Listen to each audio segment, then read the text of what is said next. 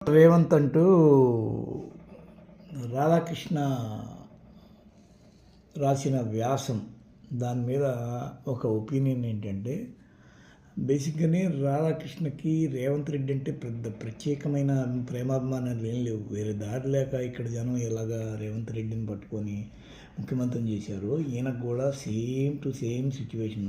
ఆయన ఇప్పుడు రెచ్చగొట్టి ఆయన్ని ఈ విధంగా బుచ్చమ్మ లాంటి వాళ్ళు ఆత్మహత్య చేసుకుని చచ్చిపోయే వరకు తెచ్చి హైడ్రాతో అడలెత్తించి గందరగోళం చేసి నాకు తెలిసి ఇలాంటి సచ్చిపుచ్చు ఐడియాలు ఇలాంటి రాధాకృష్ణలే ఇస్తారు. ఎందుకంటే నువ్వు ఈ విధంగా హైడ్రాతో హడలెత్తించావంటే పెద్ద పెద్ద ప్రసాద్ ఎక్స్ లాంటి వాళ్ళు నీ కాళ్ళ దగ్గరికి బేరానికి వస్తారు, కోట్లు సంపాదించవచ్చు అనేది దిక్కుమాలిన ఐడియా ఇచ్చుంటాడు.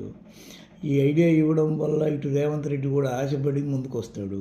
ఈలోగా అతను చెడ్డ పేరు వస్తుంది. మళ్ళీ తిరిగి టీడీపీ పాలనే బెటర్ అని చెప్పి చెప్పాలనేది ఆలోచన.